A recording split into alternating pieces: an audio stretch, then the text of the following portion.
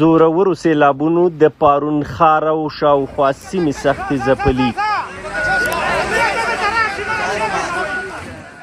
کورونه، هټۍ، هوټلونه، پلونه او سړکونه ویجاړ شوي او ګڼ خلک لا هم نادرکه دي.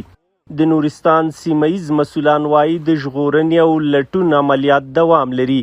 وایي تر اوسه د 19 جسدونو پر موندلو بریالي شوي. والي وایي د نورستانیانو غږ یې د اسلامي امارت تر مشره رسولی او د مرستو ډاډ یې ترلاسه کړی. خوشبختانه چې زه ټولو ولسونو ته د نورستان ډاډ اطمینان ورکوم چې مرستې را روانې دي او همداشانته زموږ رئیس الوزرا د خوا نه هم یو ټیم را روان ده چې مرستې ورسره دي انشاءالله او نقدي کومکونه هم ورسره دي او دوی په لاره کې دي. همدغه شی د نورو وزارتونو لخوا نه هم مرستې ترتیب شوي دي. ټول زیربطې ادارې په پارون ښار کې لګیا ول د جسدونو په موندلو کې بوختل چې 23 شهیدان لرو. د 23 شهیدانو له جملې څخه موږ د 19 تنو جسدونه پیدا کړي دي. نو بیا هم زموږ عملیات دوام درلود. هغه د پلټنې خو بدبختانه وایو چې دا د یو ځل بیا تاسو ګورئ همدا اوس هم باران دی د باراني څپې له کبله او له بره نه چې موږ ته کوم اطلاعات راورسېدل نو بیا د سیلابونو ویره وه.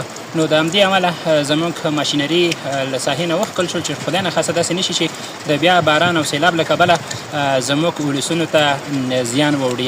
ځایي خلک وایي د کلونو شتمني له منځه تللې او بیړنیو مرستو ته اړتیا لري. سیلابونو یوازې ودانۍ نه بلکې د سلګونه کورنۍ د ژوند هیلې هم زیانمنې کړي دي. دوی له مرکزي ادارو او مرستندویه بنسټونو د عاجلې همکارۍ غوښتنه کوي څو د ژغورنې، بیا رغونې او بشري مرستو بهیر چټک شي. اوس هم دغه یو موټر هم راویستی، یو مړی ورپکې و. نور ټول نړیوال نه موږ دا خواهش لرو، مړي ویساړ دي، کورونه پرې ناست دي، هېڅ دغه نشته دی او الله دې راغی خپل رحم وکړي او ټول نه موږ دا خواهش لرو چې موږ سره همکاري وکړي ځکه چې ټول مسلمانان سره مرسته کوي.